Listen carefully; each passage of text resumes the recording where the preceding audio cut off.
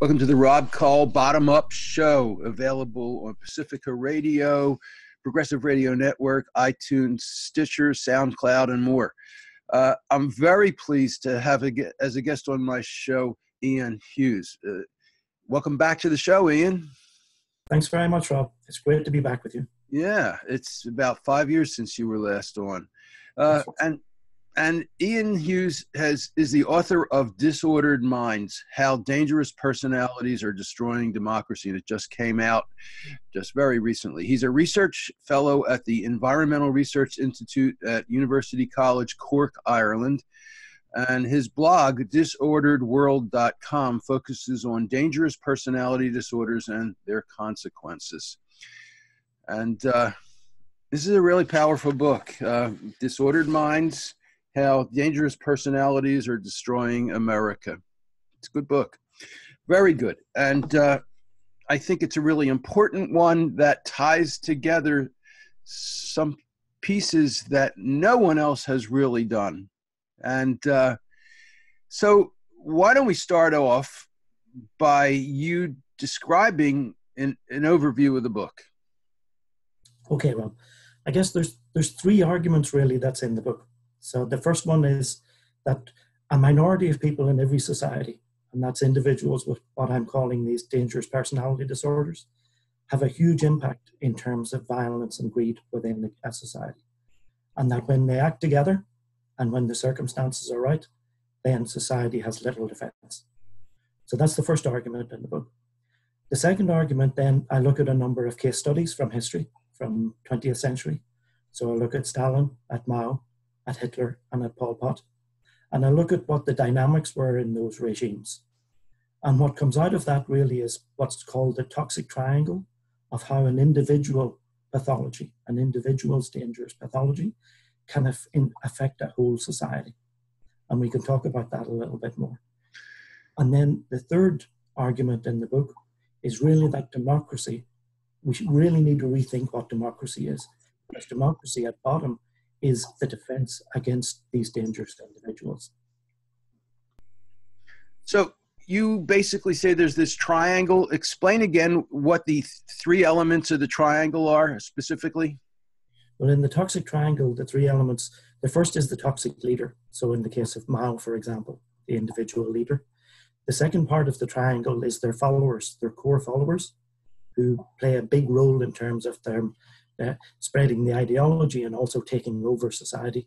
And then the third part of the triangle, which is crucial, is the circumstances, the environment that allows this ideology and their supporters to spread and to get a large number of supporters in what I would call the psychologically normal part of the population. So the conditions that empower them. And those conditions can come and go. And you say that there's a small minority of people who live among us whose psychology is such that it almost necessitates calling them a different type of human being, and that they have dominated the normal majority for most of human history. Mm-hmm. That's the thesis. And so I think now it's only recently that psychology and psychiatry have started defining this minority and these three dangerous personality disorders. I should say before I go on, in terms of speaking about personality disorders, there are about 12 of them that psychology and psychiatry has identified. But most of those disorders are actually they affect the individual who has them much more than other people. So people with most personality disorders are not a danger to others. But the three personality disorders that I concentrate on in the book, namely psychopaths, narcissistic personality disorder, and paranoid personality disorder, they are such that they have a very detrimental effect on other people. Okay, now over the years I've done a lot of interviews and writings about psychopaths and narcissists, not usually about paranoids though. Mm-hmm. So let's start by talking about the paranoids. Describe them, and who are they, and what makes them problematic? So paranoid personality disorder is actually the most prevalent of the three. So with psychopaths, it may be about 0.5 to 1% of the population. Similarly with narcissistic personality disorder. But paranoid personality disorder could be up to 4 to 5% of the population. So with paranoid personality disorder, the main feature is paranoia. And what's meant by that is that a person who suffers from this disorder really has a fixed view that others are out to harm them. You know, reading the book, it's hard not to think again and again and again and again about Donald Trump. Mm-hmm. I think you finished the book before he became president. Absolutely. Yeah. As you know, I was on your show 5 years ago, so I've been writing this for quite a while. Yeah. About 6 or 7 years now. And the genesis of the book really came out of my experience growing up in Northern Ireland, in the Troubles in Northern Ireland, and seeing a society that was really polarized and really in the grips of violence. And how there was a saying at that time that whenever the violence starts, each community will roll up behind its own brand of psychopath. So it really this is the thinking in this has gone on in my part for a long time, going back to my childhood, long before Donald Trump. And I think the issues that the book raises are also much bigger than Donald Trump. Yeah, we can talk about how Donald Trump, the way that he's undermining democracy, the way he's undermining international cooperation and the whole idea of alliances and so forth. And those ideas are much bigger than any one toxic individual. I think what we're at a crucial point now where it's really about the values by which we're going to go forward as a society and as a global society. And so Donald Trump is attacking some of those very base values, but the issues are much bigger than him. Now, what's really interesting about your model is that you believe that the solution to dealing with these toxic personality disorders, these incredibly destructive, anti-democratic personality disorders, is to have more democracy, and that democracy is the solution. Yeah, absolutely. And in the book, I go through what I call, we have a view of democracy, and unfortunately, this view of democracy is becoming more and more strong, that democracy is about majority rule and about elections and the majority rule. Democracy is actually much more than that. So in the book, I outline what I call the 7 pillars of democracy, and I go through the history of democracy to show how each one of these, in my mind, almost came out as a response to a catastrophe that was caused by these toxic individuals and the disasters that they can bring about. Now, I'm always interested in prehistory, pre-civilization. I think that civilization enabled and empowered these toxic personalities.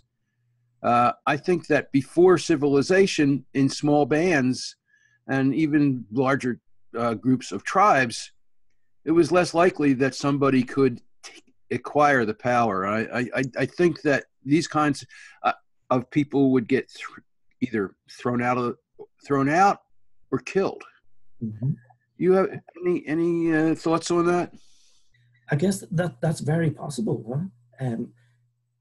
I think certainly from what I focused on in terms of the 20th century, it's undoubted that the likes of Hitler and Mao and Stalin and so forth, that couldn't have happened without mass media, whether it was radio, that needed societies, large-scale societies and mass media in order for that level of atrocity to happen. All of those did it with mass media, with the help of the mass media, Pol Pot and Hitler and Stalin? Certainly with Stalin, with Hitler, and with Mao, yes. With Pol Pot, it was I guess there definitely was actually with Pol Pot as well, because they did use radio and they did use enormous amounts of propaganda.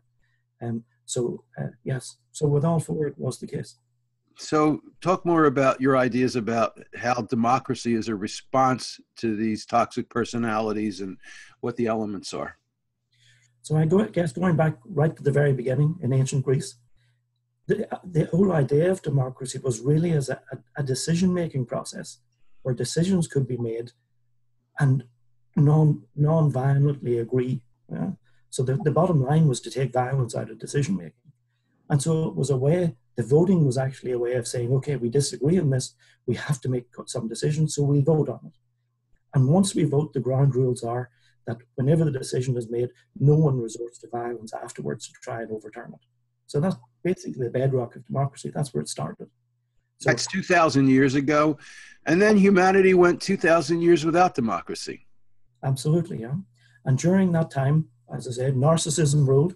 So it was the age of emperors and kings and so on. So individuals were divine right to rule and so on. So narcissism, you could argue narcissism has actually been the norm in human society and the organization of human society. And Right? that's with the help of religion, very much, right? Absolutely, yeah. Absolutely, yeah. I mean, religion basically gave these people the ability to say, I am king because of God. Absolutely, yeah. And also, as I said, the narcissism to say that you're either God or you're a spokesperson for God, but then the psychopathy of being able to say that if you disagree with me, then God says I can kill you. So absolutely, there's a lot in religion. A lot of the ground rules in a lot of religions are based on paranoia and psychopathy and narcissism. Well, why don't you break that down a little bit? How are the ground rules of religion based on paranoia? Well, I guess if anyone outside the religion is polluting the religion, I guess it's the same for any kind of ideology, whether that's nationalism, whether it's religion, where you say that there's a purity of belief, and therefore anyone who's outside that is a threat to the insiders, and they must therefore be done away with. So that's a paranoid viewpoint, that they're a threat. They're a threat to the purity. They're a threat to your, the identity, and so on.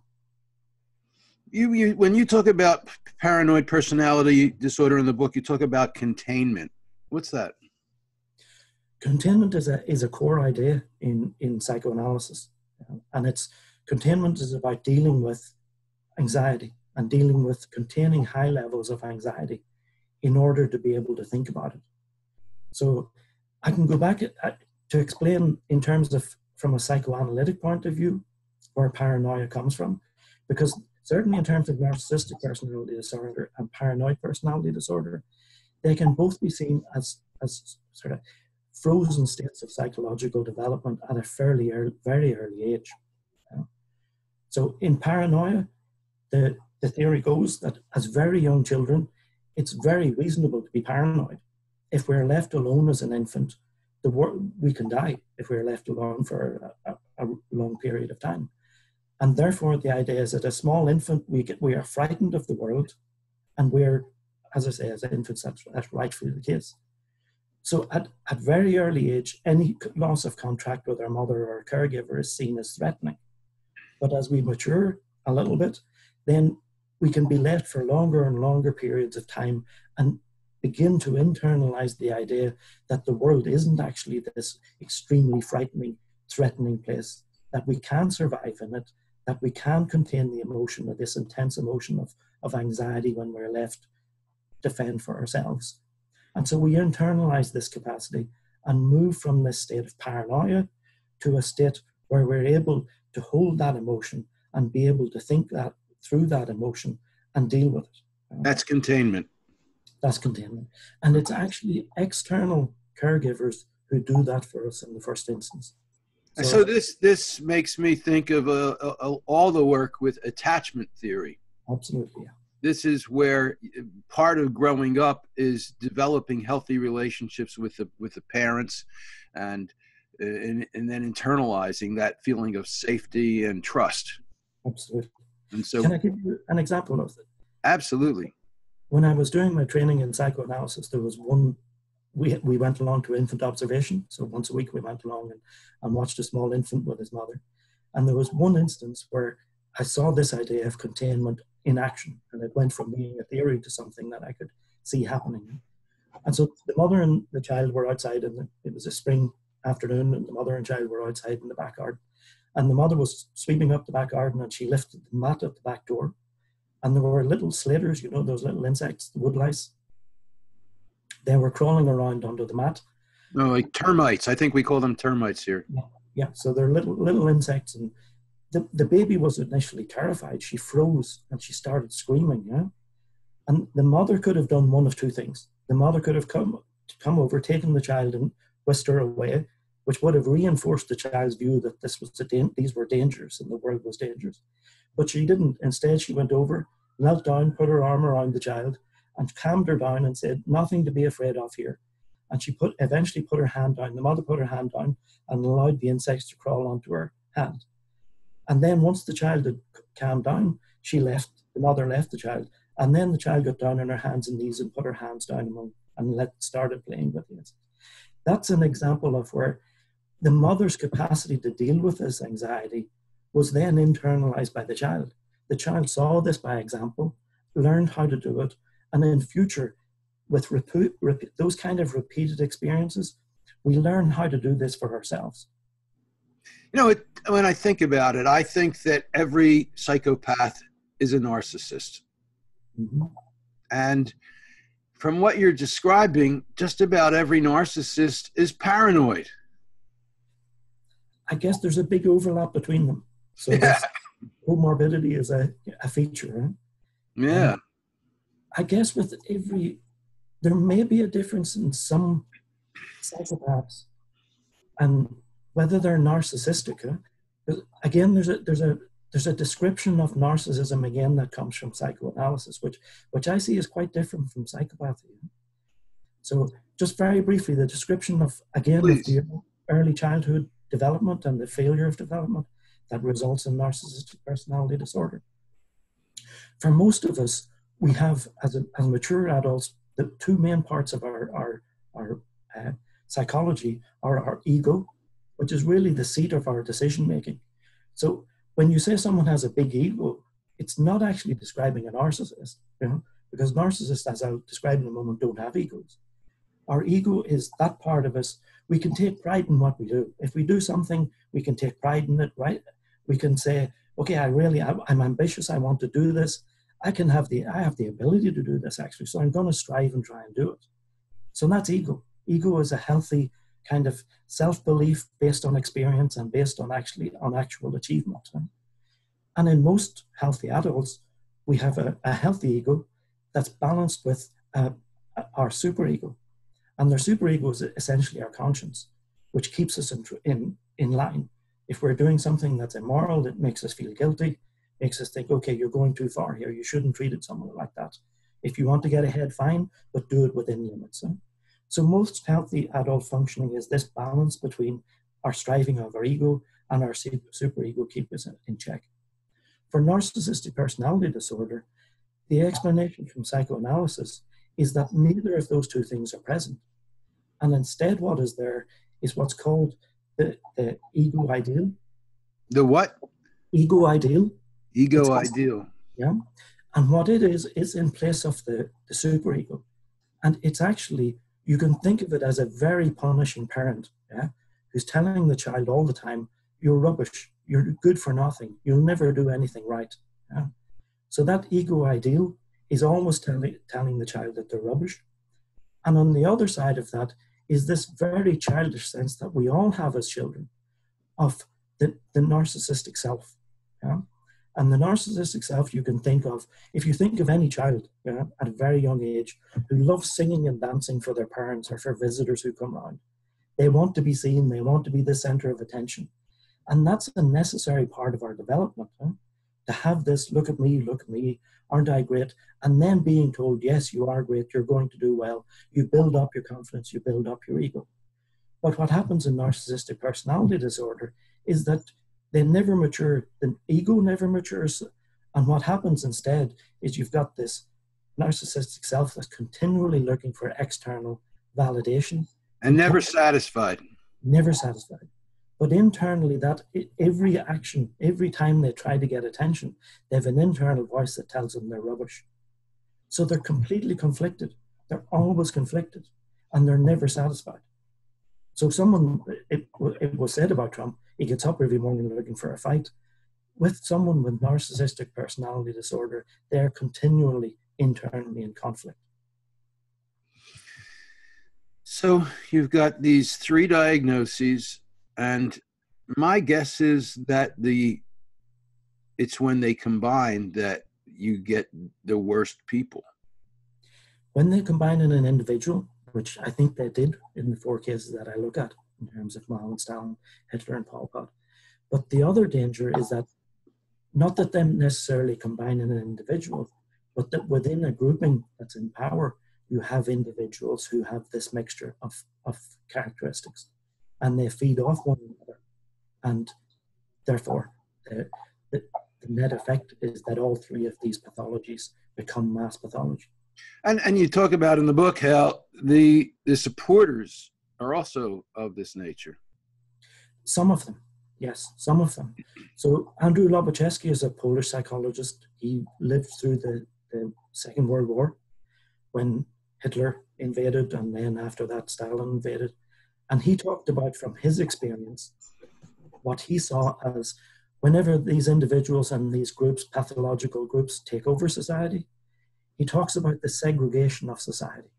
So that what happens is, from at every level, whenever they begin to take power, you see individuals with these disorders emerge in all walks of life, and society becomes segregated on the basis of psychological pathology, lording over the majority of psychologically normal people. And there are instances in the book I talk about, for example, in collectivization in Russia and in China, where it was the local thugs who the communist parties recruited in order to violently enforce the collectivization. Okay. We're going to continue on and talk about how religion and financial institutions fit into this picture, but I need to do a brief show ID. So this is the Rob Call Bottom Up Show. I'm going to pause so when I'm doing the radio editing, I can find it easily.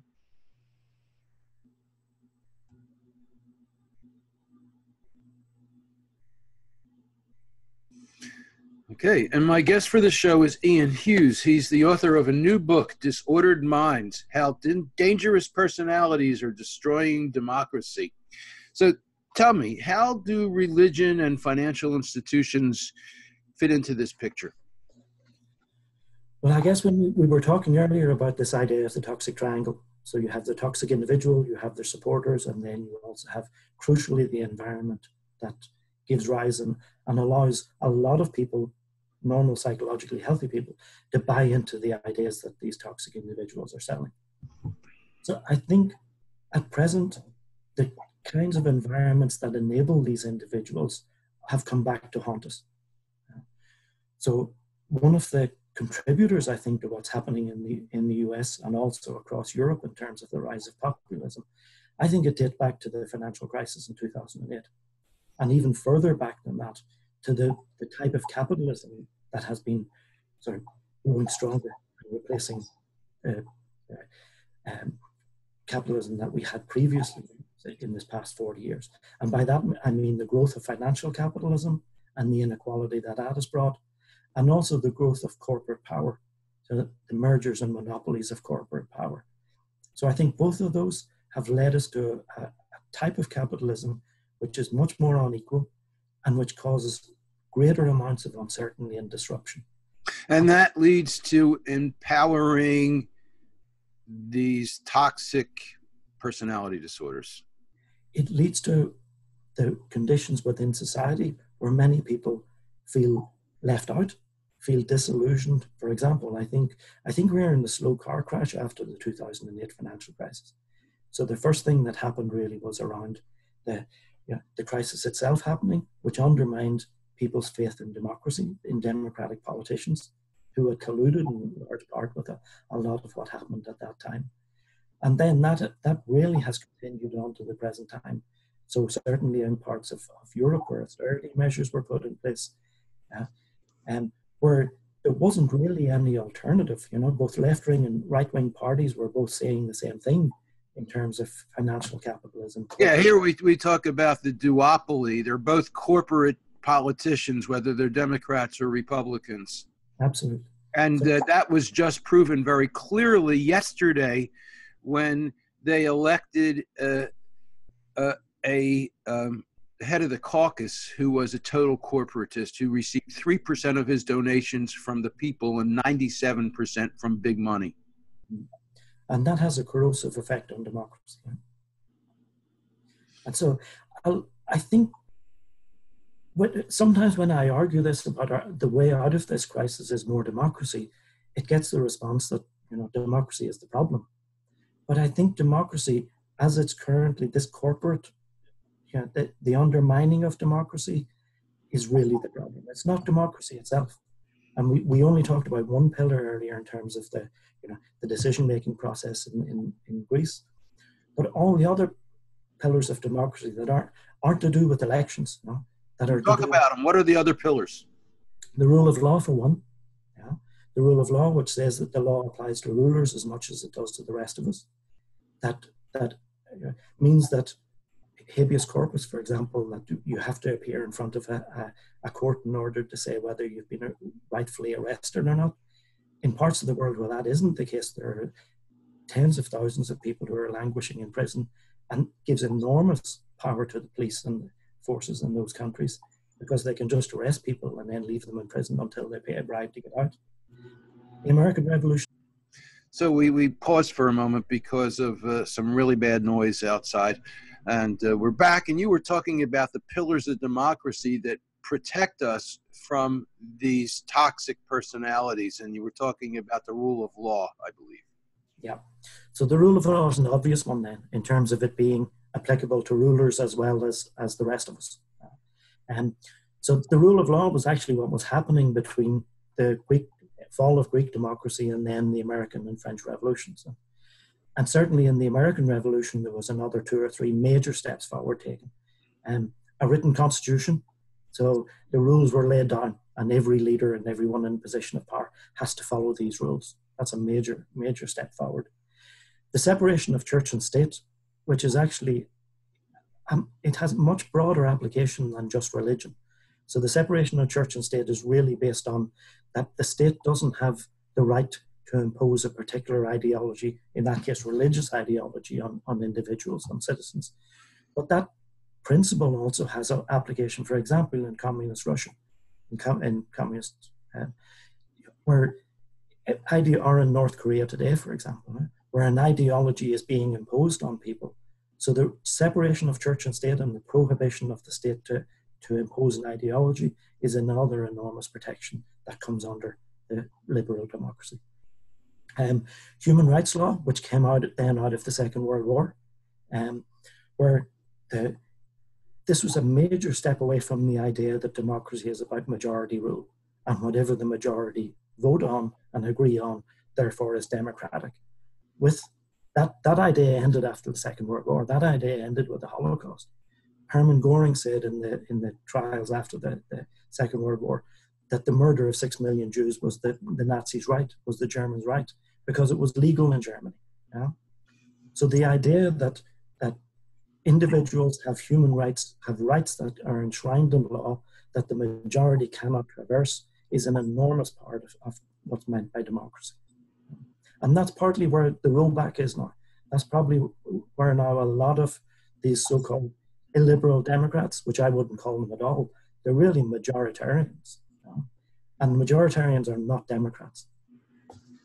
And the last idea then is the idea of shared sovereignty, which again came out of the Second World War and has progressed furthest within the European Union, which is the idea that sovereignty, there are limits to sovereignty, and that in the interest of peace, that countries have to sit down together and agree to share parts of their power. And again, that needs to go much further in the world, not to be rolled back in order to address the problems that we're facing. So a lot of these are really about fine-tuning power. Limiting power, distributing power, and as you say, fine-tuning it, I would add, I think the crisis that we're in, both in America and more broadly, I think there's something here about needing an 8th pillar of democracy. A what? An 8th pillar of democracy. 8th pillar, okay. Because what's failing at the moment, what's happening is what's the so-called incumbent takeover, where you get people who are not Democrats, people who are essentially authoritarians, who are being voted into power in democracies. And once they're in power, they go about dismantling democracy from within. So I think there's a need for something for us to talk about and think about. Do we need an 8th pillar of democracy that prevents non-Democrats from getting into positions of power in democracies? Well, when you say Democrats, you're not talking about Democratic Party versus Republican Party. Absolutely not. What No. do you mean by Democrats? Democrats, I mean, are people who live by and believe in those principles that I've just been talking about. Everything from non-violent means of making decisions, application of the rule of law, written constitution, separation of church and state, non-imposition of ideology by governments, protection in law of human rights of minorities. And then also what I would say is what's also at risk at the moment is this idea of cosmopolitan internationalism, where it isn't about America first or one country first. It's about we're all living in this world together, and we need to move to a more equal and more just world, not to look at things just within national borders. So by Democrats, I mean people who believe in those ground rules for how we run society. And I just interrupted you from describing what you consider the eighth pillar of democracy. What is it? This is what I'm saying we should think about. The eighth pillar of democracy is about how do we stop people who do not believe in the ground rules of democracy from getting into positions of power within democracies. That's a negative. That's how to prevent something from happening. Is there a way to put that in a positive way? But I guess a lot of these were initially framed as negatives. Right. So human rights was initially framed as a negative. How do we prevent the Holocaust from happening again? And if we look at it in a psychological terms, how do we prevent people with these disorders and minorities with these disorders, whenever they get into power, from doing the damage that they do? You know, when I first discovered your work, it was because I had been struggling with understanding psychopaths and narcissists, looking at the aggravation and the problems I was having with trolls on my website. At first, I thought they were psychopaths, and some of them might be, but I discovered, I think I came to the conclusion that most of them are narcissists. You know, you didn't publish my article, and it will save the world. You have destroyed the world, and it's all because you haven't treated me like a genius. I get narcissistic rage, yeah. Yeah, I get a lot of that. And basically, you know, I've written about how I believe that we need to identify these people. And when I say that, people go, "Oh, you're going to put armbands on them?" And I go, "Well, you know, what do you do with sexual predators who are convicted sexual predators? You identify them and you restrict them." And I think in some ways, we're talking along the same lines, aren't we? I guess this is also what I'm struggling with in terms of once we recognize, once we have this knowledge that this minority exists, and once we recognize the danger that they are, what then do we do about it? Huh? So Yeah. on a political level, it's a recognition that those who have come before us have actually already done an awful lot. They've put the pillars of democracy in place. They've made the societies that are democracies much safer than they previously were. Yeah? But what more can we do then? Yeah? And I think public education is a huge part of this. Yeah? I've written about this from the point of view of politics, political institutions and so forth. There's others who have written about this, as you know, in terms of psychopaths and narcissists on an organizational basis, the danger. And also in terms of relationships. I mean, one thing you haven't mentioned is a bigger percentage of these people are men. Yeah, absolutely. And so there have been a number of books written and experts who talk about how women can deal with the narcissists and psychopaths who become horrible predators in their lives. Yeah, absolutely. This gives me hope, Rob, actually, because I think when we talk, there's the idea that leaders may have psychological disorders, meets a lot of resistance. There's a lot of resistance from a number of reasons that are valid, but also other reasons that this is almost a taboo to talk about. But I think that when there is also a lot of experience from millions of people who had day-to-day experience of these types of people, as you say, in relationships, in organizations. So I think it resonates with people. Yeah, I think when we start talking about this more openly, when this isn't seen as a taboo or something that you lose credibility because you've mentioned that this may be down to a psychological disorder and people don't switch off because of that. If that idea starts becoming, yes, this is actually true, this is real, I think there's a huge ground of people who have personal experience of these individuals that idea will resonate with. Tell me more about this. So if this eighth pillar of democracy, this stopping people who are not, quote, Democrats, not in the political sense, but in the sense of them believing in democracy, how would that work? You don't really get into that much in the book. Have you thought about it? And what would happen? How would we do things? Well, I'm just starting this conversation. I'm trying to start this conversation, and it really is as a result of what's been happening since I finished writing the book, both in America and then, as I say, elsewhere, particularly in Eastern Europe and so on. Absolutely. But there needs to be something about, again, a lot of it is probably in place and it's a means of enforcing it.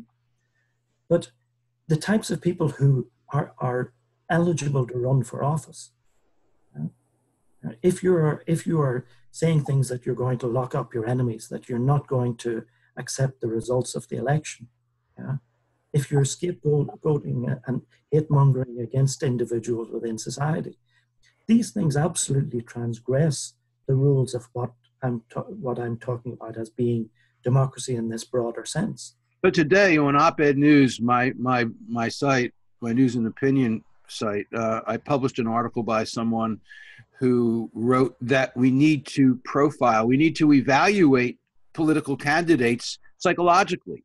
Mm-hmm. I shy away from that, to be honest, Rob, and not because maybe in the future that will be possible, but in societies that are as polarized as the US or as polarized as many in Europe are now, the practicality of doing that is very, very low. So yes. I think the real way of trying to deal with the crisis that they're in the midst of, we can talk about what happens once the crisis passes, and maybe that's an option once the crisis passes. But at the moment, what do we do? To try and, because as I said, we said earlier in the interview that the issues at stake are much bigger than Trump. They're much bigger than the populists in Europe at the moment. They are issues about the fundamentals of how do we run our societies? Do we agree that the rules of democracy broadly defined are how we want to go forward as a society? Or is it acceptable to be demonizing minorities? Is it acceptable that rulers don't have to abide by the rule of law? And when you look at the people who voted for Trump, there has to be an inclusive conversation about we all need to get back to the rules that we all live by. And it has to be the rules that our leaders have to abide by the rule of law. We can't go about demonizing minorities. So I think there was a phrase I used, a metaphor I used in the book, which when I read it, I found really powerful. It's by Jason Stearns, who was writing about the war in the Congo that he was covering. And he talked about how when the violence starts, that society spins up like a centrifuge, becomes polarized. It's like a centrifuge that begins spinning. And the faster that spins, the more normal, rational people are thrown to the edges of decision-making, and only the most ruthless can stay at the center. I think the challenge of us now that we're in the middle of this crisis is how do we spin down this centrifuge? How do we try and restore that politics as normal? How do we reach across the aisle and start to get things, the rhetoric toned down? And there was an interesting thing, whether I'd heard this on CNN now, that there was an idea during the midterm elections that Trump was presented with a plan for campaigning on the basis that things in America were going really well. Unemployment was low, jobs were coming back to America and so forth. So campaigning on a positive message. Not Trump. He said he hated it, yeah? But if you're trying to normalize society, he can't function on that kind of agenda. He needs the rhetoric, the hatred, the polarization. So if you're trying to deal with him, short of having psychological tests that can disbar someone from office, I think the most realistic approach to this, spin down the centrifuge, try and get civilized politics, try and get civilized discourse, because the more that happens, the more the waters go out and he's left on high and dry.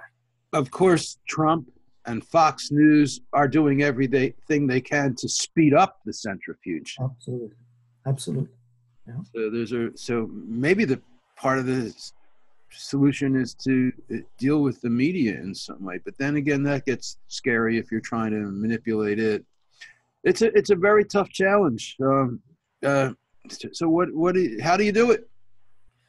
I guess it is difficult, huh? But again, the solution is there. If Democrats, and I mean that with a small d, people who believe in the broader view of democracy. How about democracy-crats? Democracy-crats. If democracy-crats in both the Democratic and Republican Party were to stand up for democracy and the ground rules of democracy, then things would change.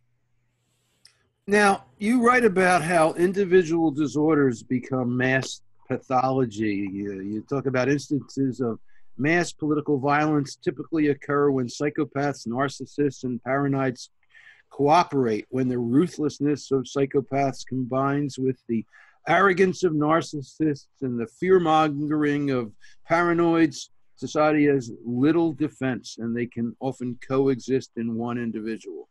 So this keeps happening. You give examples of it with Stalin, Hitler, Mao, and Pol Pot.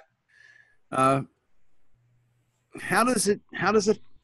I mean, are we seeing that now? Is that what's going on right now here in the United States and in Poland and other Eastern European countries where authoritarians have been coming into power and stirring up hate and speeding up the centrifuge? Yes, I think that is what's happening. And it does keep happening. And I think it keeps happening because we don't yet realize what is happening around us. Huh? We don't admit this psychological aspect to the discussion and to the discourse. Huh? And so until we do that, until we admit that part of and get more public education around that, then it's going to keep happening. But again, there is hope in this, Rob, because it happened before, but there were consequences. There was progress. We made progress as a result. Yeah, it had an enormous cost, but we did get the pillars of democracy put in place after the Second World War. We did get human rights legislation, and that human rights legislation enacted all around the world, and institutions that were going to enact it. Enormous progress on that. Again, in terms of shared sovereignty, the European Union is enormous progress. Those similar type of organizations in the African Union, and there's those fledgling things are there to be built upon. Okay. So I want to talk to you after, we're going to do another break now, and then we're going to talk about the character of a tyrant, which you get into. So this is the Rob Call Bottom Up Show, available on Pacifica Radio, Progressive Radio Network, iTunes, and I'm going to pause for the radio show, put a bumper in there.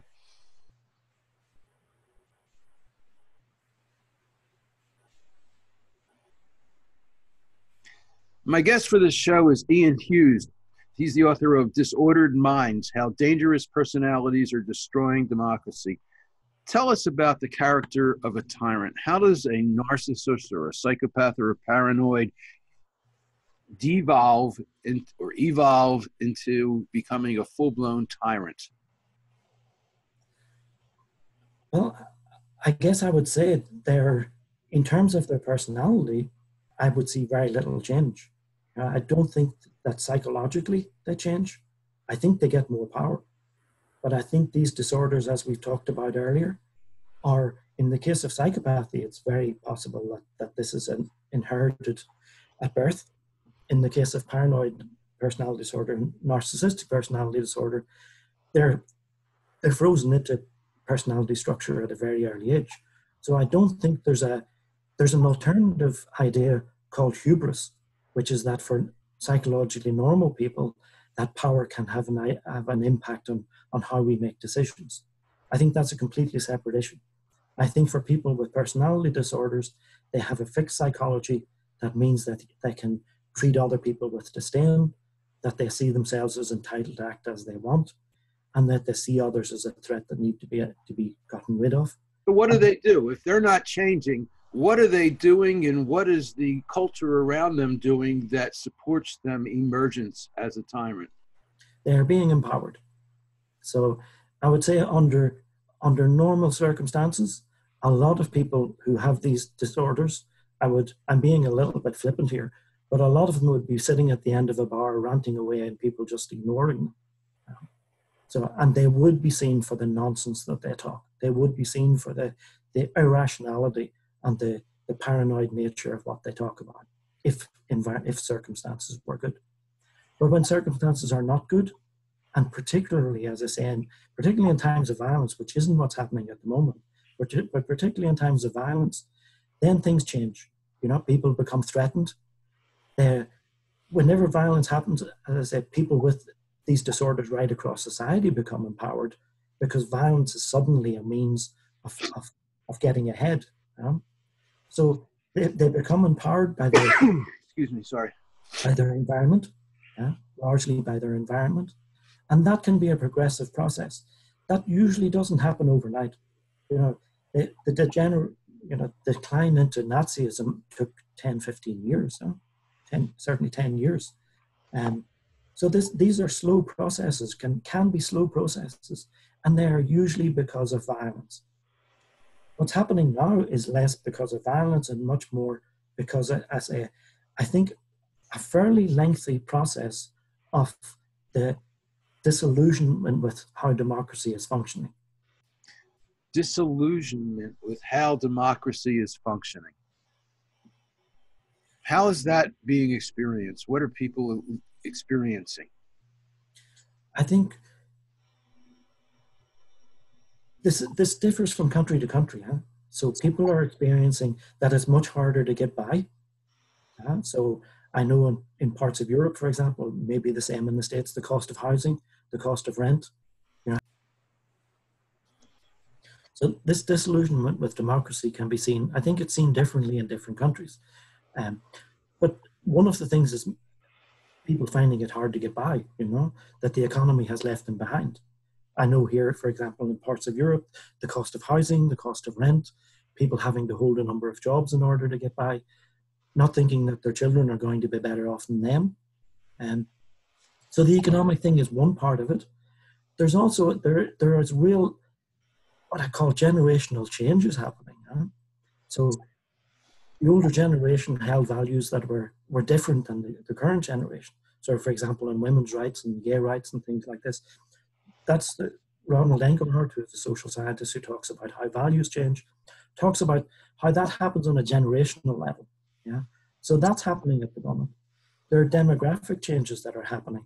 So for example, Poland and Hungary actually have some of the lowest level of immigrants across Europe, but they also have governments that are the most anti-immigrant. So how do we explain this? It isn't about people are reacting not to a reality of immigrants coming into the country. They're reacting to the thought of it. And the reason they're reacting to the thought of it is both of those countries have had huge numbers of young people who have left those countries after the fall of the Iron Curtain. So they have a demographic crisis that has nothing to do with immigration. So we have to face up to, we have to acknowledge, as I said, the third side of this triangle, which is acknowledging the conditions that empower people who come along with these crazy and xenophobic ideas. We have to acknowledge that what people are responding to is real. There are real concerns. But the answer isn't the xenophobic solutions that these people are providing.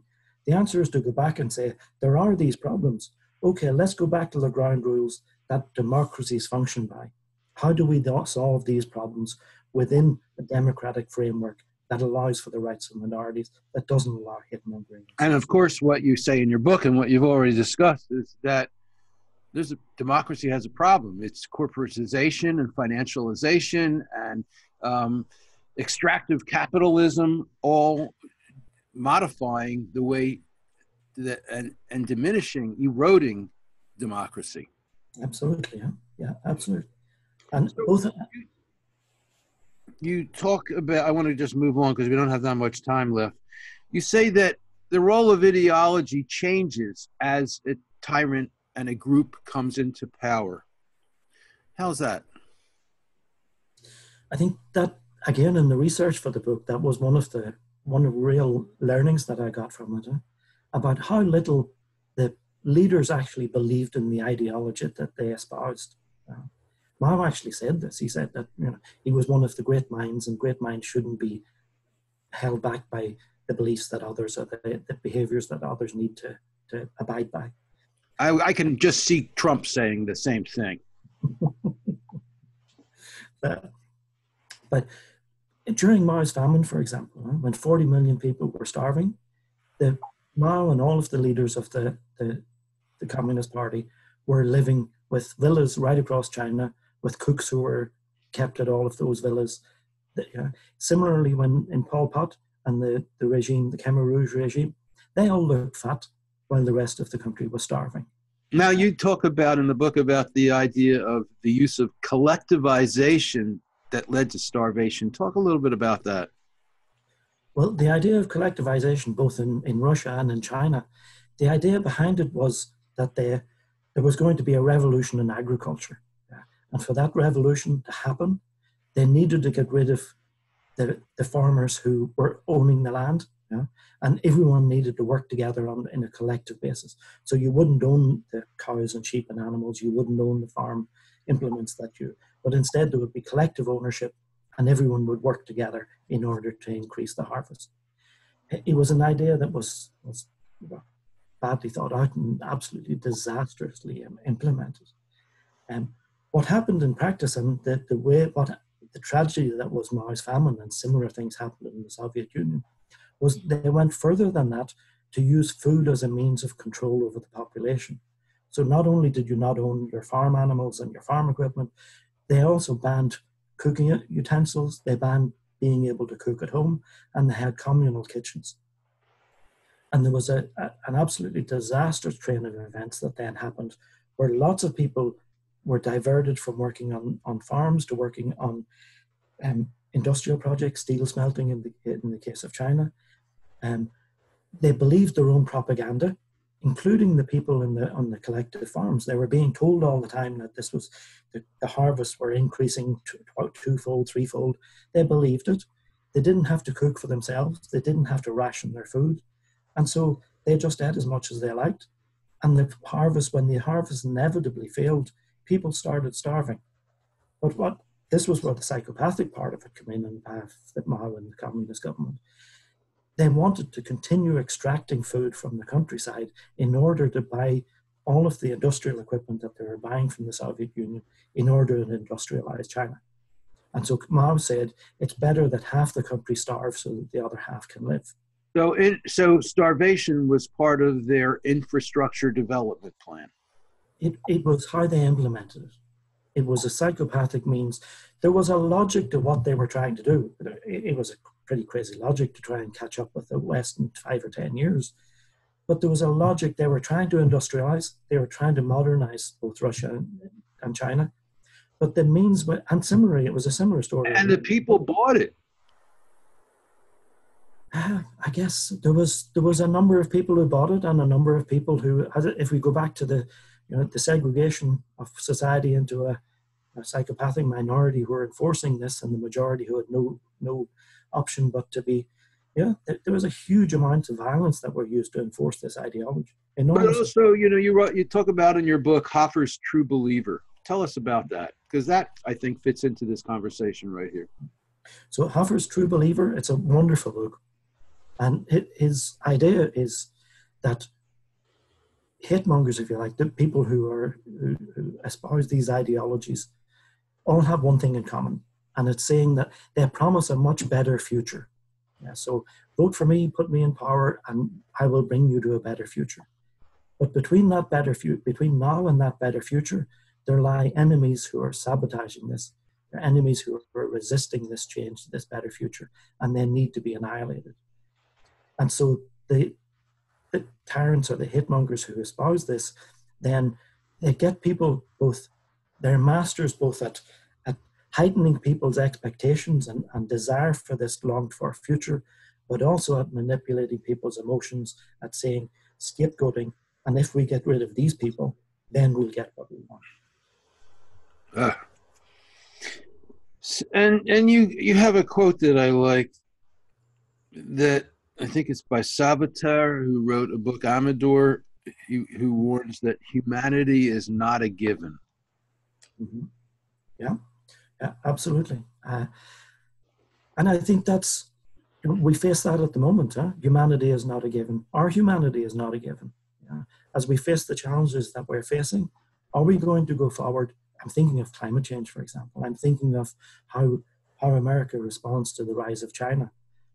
Do we go forward saying, okay, we're in a shared world here. We need to find a way to share this planet and move forward that rules of where there's some level of justice?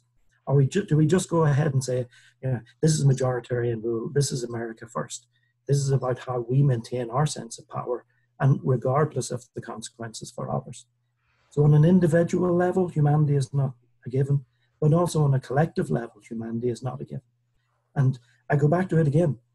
Our forefathers have bequeathed to us these ground rules of democracy in its broadest sense, about the rules of the game, where there's justice, where there's some level of concern for others, of how we can organize ourselves as a society. And that's the best way to make sure that our humanity is maintained. And we've got to wrap up in a minute or two. You describe the characteristics of dangerous personality leaders: dehumanizing of the opposition, demand for complete submission of subordinates, narcissistic rage, extreme risk-taking, unrealistic optimism, inability to change course in the face of disaster, charisma and relentless paranoia, and a rigidly fixed personality. Just had to throw that in there. I think it's really valuable. What do you want to finish up with? We've got about 2 minutes left. I guess it is this conversation. I mean, with the book, I've taken it so far. There's a lot of people who have written about these disorders individually, and the impact that these individual disorders have, as you said, Rob, in terms of relationship, in terms of corporations, in terms of workplaces. I've pulled this together in terms of the impact in politics. And one more thing I want to throw in. At the end of the book, you talk about how this ties in with inequality and neoliberalism. So hit that. Yeah. So that's the challenge of our time. Huh? It is about inequality. Inequality is spinning up the centrifuge. So we have to tackle that level of inequality, because it's undermining democracy. It's leaving. Again, one of the ideas, pillars of democracy, I didn't mention, was about social democracy. So the idea of redistribution of wealth in order so that you don't leave a massive destitute people who have nothing to lose, because that's fodder for these people who are hate-mongering and so on. So tackling the levels of inequality that we have is absolutely number one priority if we're to get back to civilized politics and civilized society. Okay. Thank you. Been listening to Ian Hughes. He's the author of Disordered Minds: How Dangerous Personalities Are Destroying Democracy. Thanks so much for being on the show, Ian. Thank you so much, Rob. I appreciate it.